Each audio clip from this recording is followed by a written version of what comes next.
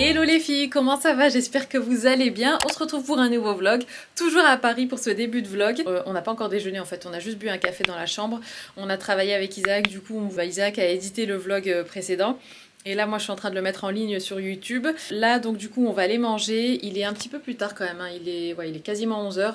Donc on va aller plus bruncher on va dire. On va se balader aussi. Du coup ce matin on aimerait bien quand même aller voir la pâtisserie de Cédric Rollet. On s'est dit que vu la localisation de la pâtisserie, on va rester visiter un petit peu tout ce qui est place Vendôme et tout ça. On va aussi voir les jardins du Luxembourg.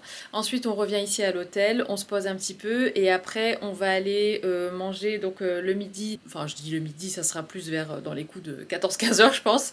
On ira manger un morceau et ensuite on enchaînera tout de suite avec la Tour Eiffel parce qu'on a vraiment envie de la voir avant de rentrer. Puis après on se baladera et tout ça et puis on rentrera ici manger le soir. Donc voilà, c'est parti pour un nouveau vlog et une nouvelle journée.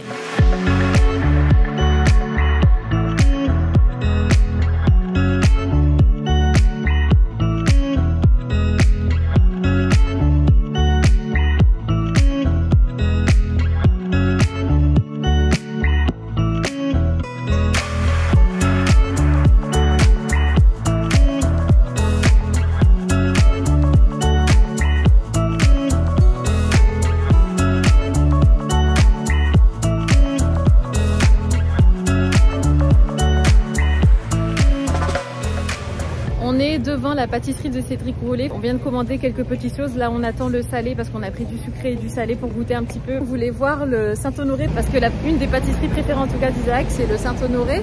Et à chaque fois il me partageait les photos des Saint-Honoré de Cédric Rollet et tout ça. Mais là c'était pas disponible donc c'est pas grave, on a pris d'autres choses. On voulait aussi manger sur place mais il y avait plus de place. Bon c'est très petit à l'intérieur, on s'y attendait pas. Mais ça a l'air juste délicieux et la finesse de son travail et tout est juste dingue. Donc voilà, on va goûter tout ça. Et voilà tout ce qu'on a pris. On a pris 2 sandwichs. Et puis honnêtement, je me souviens plus, on a pris des cookies. Enfin, on a essayé de varier un peu pour voir et pour goûter.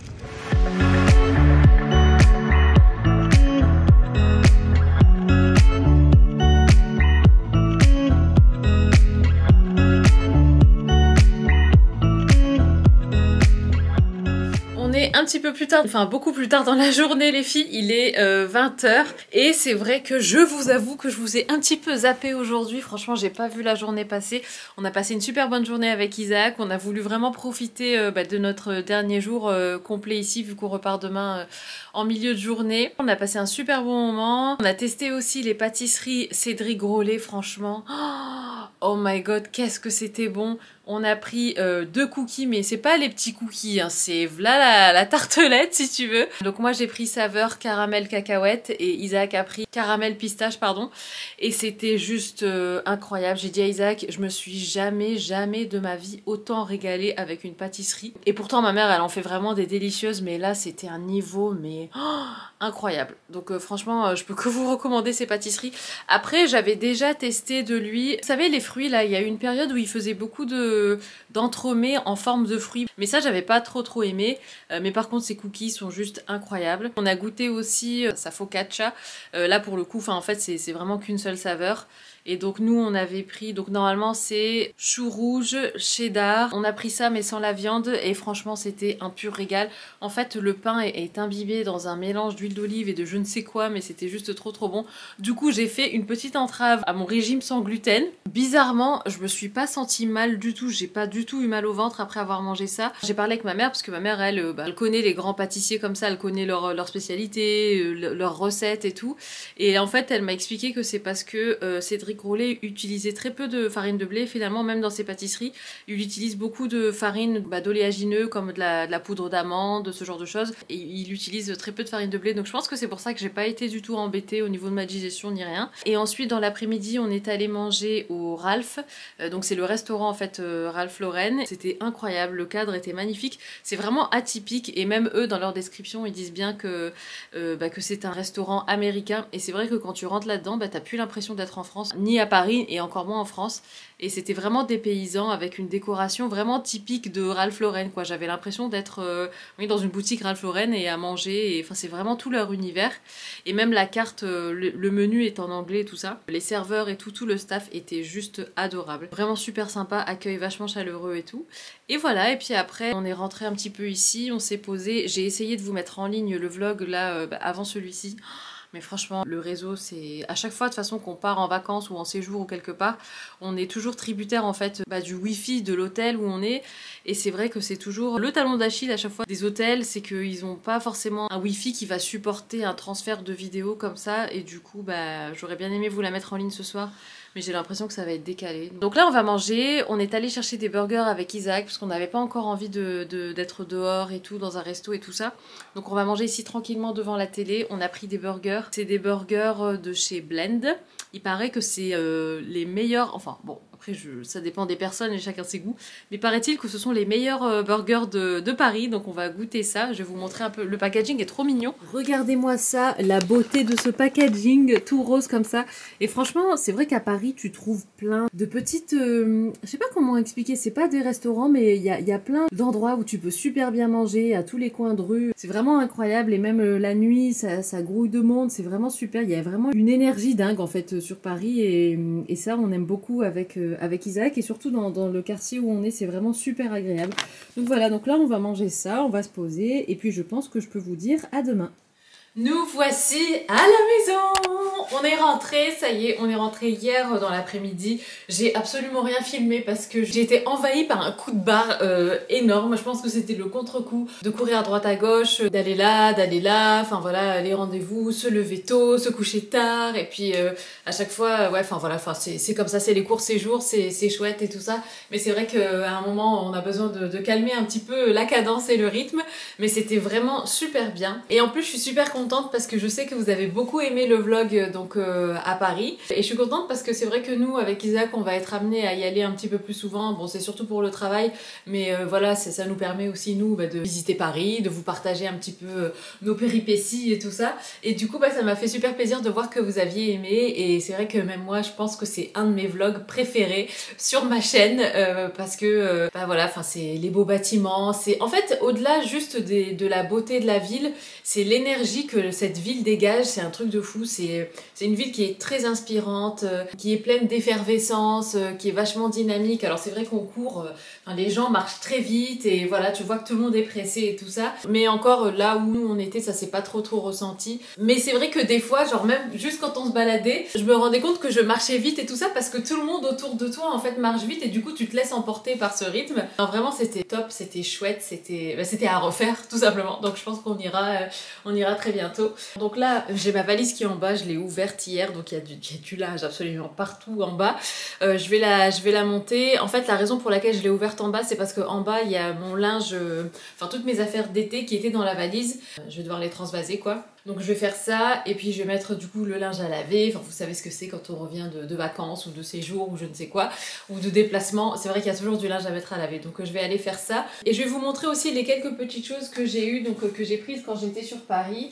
Alors, il y a déjà cette robe là, en fait, c'est pas une robe, c'est une jupe. C'est cette marque là en fait dont je voulais vous parler, c'est la marque Rails, et c'est une marque en fait qui est américaine, californienne pour être plus précise, et qui commence, qui va s'installer en fait à Paris pour commencer déjà. Donc il y aura l'inauguration de cette marque. Donc il n'y a pas encore de boutique en physique, je crois qu'il n'y en a pas encore, mais donc ils vont faire un pop-up sur Paris pour tester un petit peu, voir si la marque plaît et tout ça. Mais moi c'est une marque que je connaissais déjà parce que de par les réseaux sociaux, il y a beaucoup de, vous savez, d'américaines, d'anglaises, enfin d'anglo-saxonnes que je suis et tout ça. C'est une marque que je connaissais et que j'aime beaucoup. Donc j'ai pris deux jupes comme ça. C'est des jupes côtelées, longueur un petit peu midi, trop jolies. J'ai pris la même en noir. Celle-ci est un petit peu plus fine.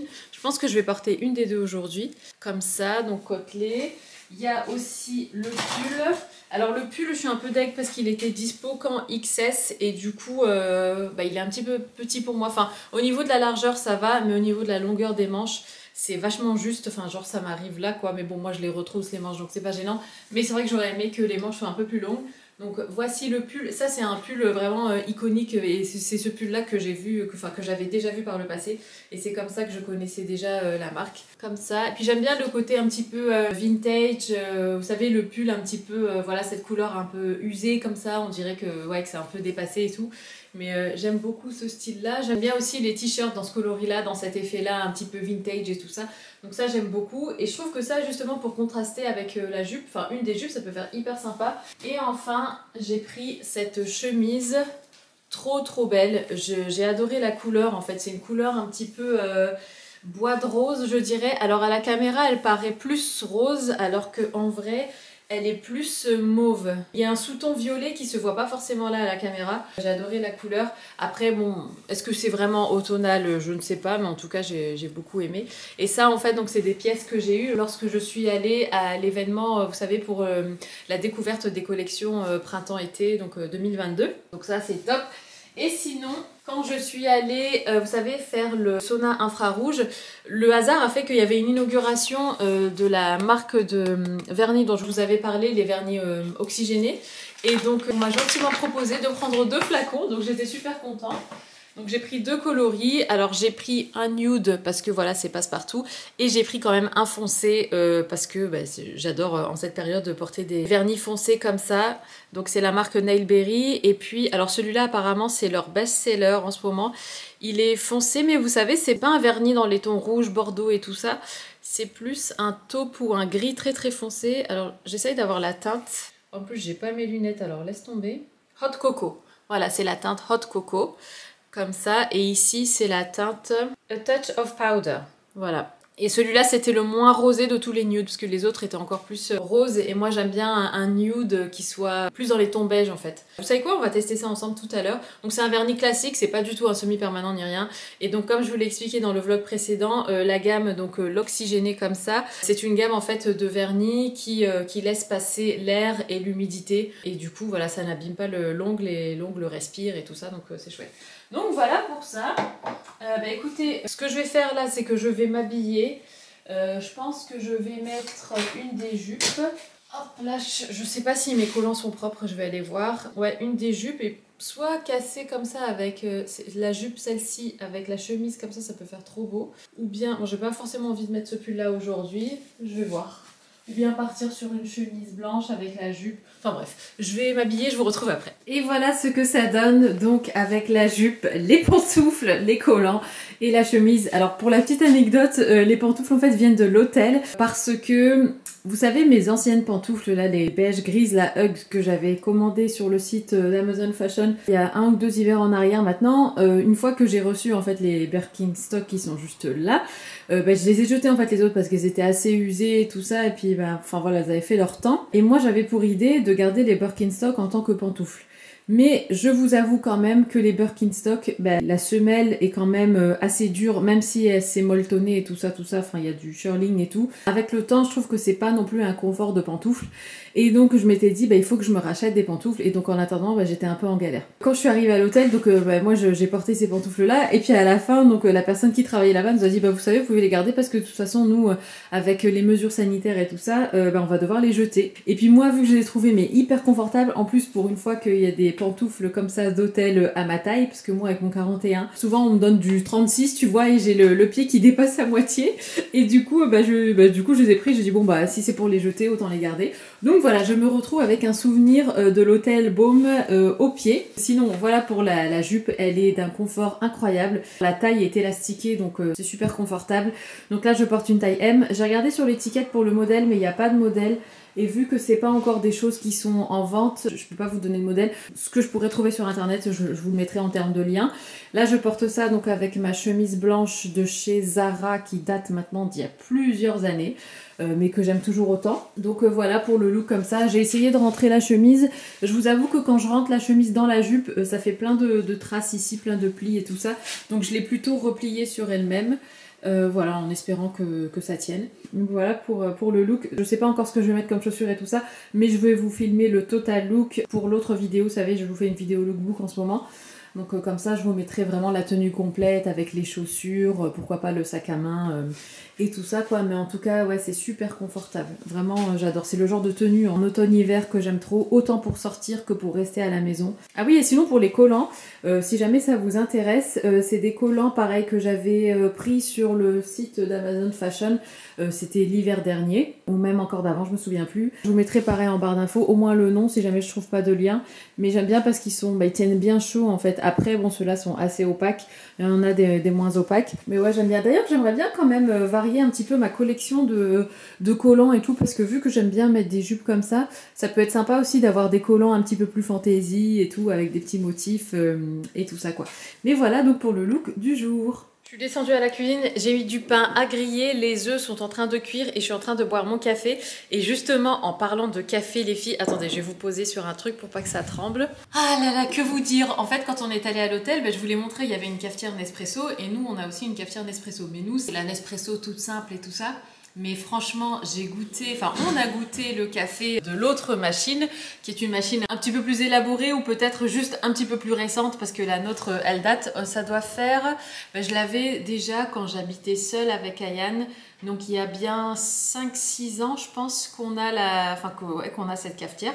Et du coup, le café, franchement, il était meilleur. Alors Isaac me dit que non, donc c'est peut-être psychologique, c'est peut-être parce que c'est une cafetière qui est plus récente et je me dis, ah ouais, elle fait du meilleur café et tout. Mais moi, franchement, j'ai senti la différence et j'ai pu goûter parce qu'en fait, il y avait aussi des capsules de café décaféiné. Mais vous savez, c'était la cafetière, c'est pas avec les capsules classiques là, comme on a nous ici. C'était les capsules, en fait, toutes plates, un peu en forme de disque. Ouais, je sais pas comment expliquer. Le café était vachement onctueux. La mousse, elle était comme ça, sans lait, hein. La mousse, elle était vraiment bien épaisse et tout. Et du coup, c'était vachement cocooning et tout. Puis je dis à Isaac, bon, tu penses pas qu'il serait temps de peut-être qu'on change de cafetière? Bon, il avait pas l'air plus emballé que ça, mais c'est vrai que ouais, ça m'a donné envie de changer de cafetière ou de tester autre chose, je sais pas. Et c'est vrai que déjà, quand j'avais voulu acheter l'Aerochino, là, le mousseur à lait, je me disais, est-ce que ça vaudrait pas plus le coup de simplement prendre une cafetière qui fait aussi mousseur de lait plutôt que de partir avec juste l'Aerochino, quoi. Finalement, je me suis dit, bon, ça sert à rien de racheter complètement une nouvelle cafetière juste pour avoir de la mousse de lait. Donc finalement, j'avais pris que le truc seul. Et ouais, je me demande si finalement, ça ferait pas comme la différence. Honnêtement, si vous avez déjà eu les deux cafetières, enfin, si vous avez eu une au tout début Nespresso et une plus récente, est-ce que vous voyez vraiment la différence en termes de goût et tout ça, ou est-ce que c'est juste moi qui fabule et qui a juste envie d'une nouvelle cafetière? Donc là, je prends mon café. Franchement, j'ai super faim. Ah oui, d'ailleurs, j'ai reçu le bilan de ma naturopathe. Alors, donc, je vais vous le lire. Il faut que je l'imprime parce que moi, j'aime bien, en fait, quand elle m'envoie un bilan, j'avais fait la même chose avec le précédent. Je l'imprime et je l'accroche au frigo. Et comme ça, je vois, en fait, c'est surtout pour le début, avant que je mette en place les habitudes et qu'après, ça devienne vraiment comme un réflexe, quoi. Mais donc, ce qu'elle m'a conseillé de faire, c'est de choisir soit de faire une cure d'iode 2 fois par an, soit juste de prendre de manière continue, sauf les week-ends. Donc elle m'a dit, voyez comment vous vous sentez. Si vous sentez que la fatigue revient au bout d'une période d'arrêt, prenez-le plutôt du lundi au vendredi et pas les week-ends plutôt que de faire 2 cures. Mais sinon, elle m'a dit, en termes de cures, si je veux en faire 2 par an, elle m'a dit, vu que vous venez de finir la celle-ci, enfin vous êtes à la fin de celle-ci, on peut faire par exemple septembre, octobre, novembre et une autre cure en février, mars, avril. Et elle m'a dit, vous pouvez tester, faire une iodurée. Donc vous savez, c'est quand on teste, on voit en fait combien de d'iode vous avez dans le corps avec un échantillon d'urine en fait. Et donc elle m'a dit, si vous voulez, vous pouvez faire une iodurée tous les ans, admettons au mois de juin. Parce que moi, c'est ce que j'avais fait au mois de... Non, quoique, j'avais fait au mois de début août. Mais elle m'a dit au mois de juin, tous les ans, vous faites une pour vérifier si tout va bien, si c'est pas trop bas et tout ça, quoi. Donc voilà, pour le fer, donc elle m'en a conseillé un autre. Alors l'iode et le fer, comme je vous l'avais dit la dernière fois, je les prends en fait sur un site qu'elle me donne elle, qui est un site où il faut communiquer le nom de votre professionnel de santé, voilà. Alors moi le site c'est Bionutrix, je vous le mets quand même au cas où, mais c'est payant, moi je dois noter donc son nom et tout pour voir, pour dire que c'est elle qui m'a redirigé vers ce site. Après je sais pas si c'est vraiment pour des questions médicales entre guillemets ou bien si c'est juste pour que elle, peut-être qu'elle touche une commission sur les ventes qu'elle fait, j'en sais rien, mais en tout cas ouais, il faut bien communiquer le nom du conseiller. Et là donc l'autre fer, donc ce fer là qu'elle m'a conseillé, c'est le fer Hémo quelque chose. Et en fait, il est plus dosé composé en fer que l'oligobiane que je prenais avant. En fait, l'oligobiane, ça vous apportait 100% de vos apports journaliers en fer, donc c'était 14 mg par gélule. Alors que là, le Hémo quelque chose, je vous le mettrai en barre d'infos, là il y a 28 mg de fer par gélule, donc c'est le double, et donc c'est 200% des apports journaliers conseillés, quoi. Ce qui veut dire que pour moi, vu que je suis encore dans l'optique d'augmenter mon taux de fer et pas simplement de le stabiliser, bah c'est mieux que je prenne celui-là qui est beaucoup plus dosé. Donc je vais faire ça, et sinon elle m'a aussi redonné du magnésium, pareil, soit en cure, soit comme je le sens. Donc j'ai repris le même, donc c'est le Nutrimag, c'est aussi sur le site Bionutrix. Pour le fer, elle m'a dit, comme pour l'iode, soit vous faites des cures, soit quand vous le sentez, vous en prenez, enfin soit vous prenez du lundi au vendredi, soit vous en prenez uniquement pendant votre période de règles. Voilà, elle m'a dit c'est comme vous le sentez. Donc c'est à moi en fait d'écouter mon corps. De toute façon, je connais tellement bien mon corps, enfin je connais tellement bien les symptômes de ces carences que je serais capable de dire j'ai besoin d'iode, j'ai besoin de fer ou j'ai besoin de magnésium. Et sinon pour le SPM, alors là je pense qu'elle s'est trompée parce qu'elle m'a parlé de la plante Rondiola, je crois que c'est ça, mais moi pendant notre rendez-vous, elle m'avait parlé de la Griffonia. On a regardé sur internet avec Isaac, la Rondiola ou Rhodiola, je sais plus, c'est plus pour tout ce qui est saute d'humeur, le stress, ça détend et tout. Mais moi c'est pas vraiment du stress parce qu'en fait en plus le magnésium ça vient déjà m'aider avec ça. Moi c'est plus des sautes d'humeur, genre de l'agacement et tout. Et c'est aussi ce qui est pulsion, vous savez, sucrée, pour de l'alimentation sucrée et tout ça. Pour ces deux-là, donc pulsion sucrée et saute d'humeur, pendant le rendez-vous elle m'avait parlé de la Griffonia.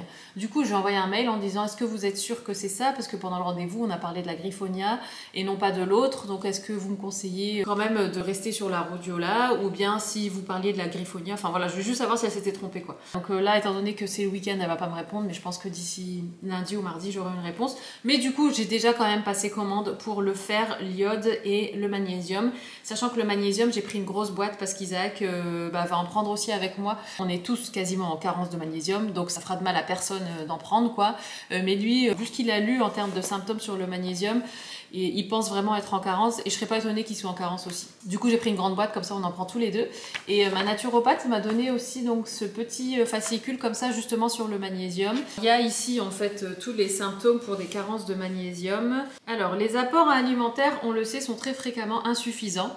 Cependant, les perturbations liées à ce manque de magnésium ne seront pas ressenties de façon identique chez chacun d'entre nous. Probablement, ce sont les fuites de magnésium qui sont à l'origine de tous les troubles qui lui sont attribués, allant d'une simple fatigue, une stressabilité, jusqu'à un état de spasmophilie ou de tétanie. Parce qu'en fait, ce qu'elle expliquait, c'est qu'avec le stress, toutes nos réserves de magnésium journalières partent, quoi. Et le corps a du mal à en sécréter comme ça. Alors, il est passé où au magnésium? 50 à 60% sont stockés dans l'os, où il participe au maintien du calcium et du phosphore.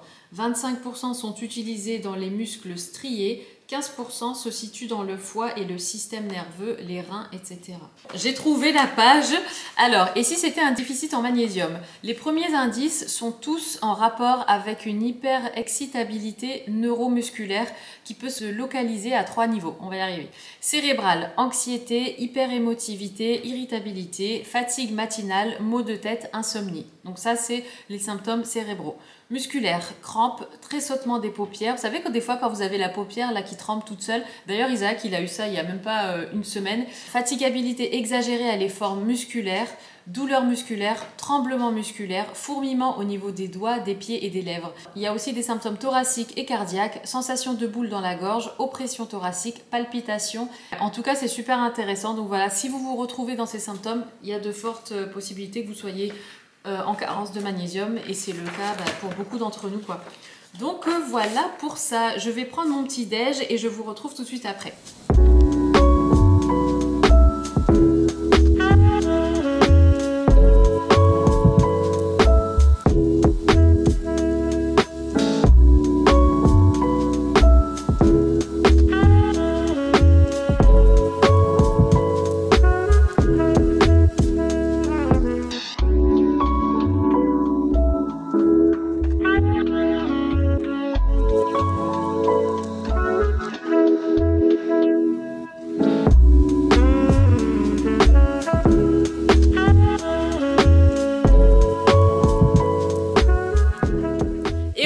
fait donc le vernis, franchement il est super beau. Alors moi, étant donné que je suis droitière, la main gauche est toujours plus jolie que la main droite. Parce que franchement la main droite, bon je l'ai bien appliquée, mais en fait vu que je suis droitière et que du coup j'avais quand même des petites choses à faire, j'ai pas attendu assez longtemps, donc il y a des petits à-coups et tout sur la main droite. Mais par contre la main gauche est vraiment nickel. C'est vraiment c'est une couleur atypique qui est très jolie. Ça fait un gris taupe un peu, mais très foncé. Donc voilà pour ça. Sinon, je vous montre un petit peu ce dont je vous parlais tout à l'heure. Donc voilà ma valise qui est là. Et ça, c'est toutes mes affaires de printemps-été que je dois mettre dans ma valise.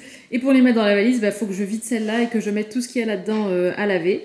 Donc on va faire ça. Ensuite, il y a aussi des petites choses ici que je voulais vous montrer. Déjà, j'ai reçu la dernière Glossy Box.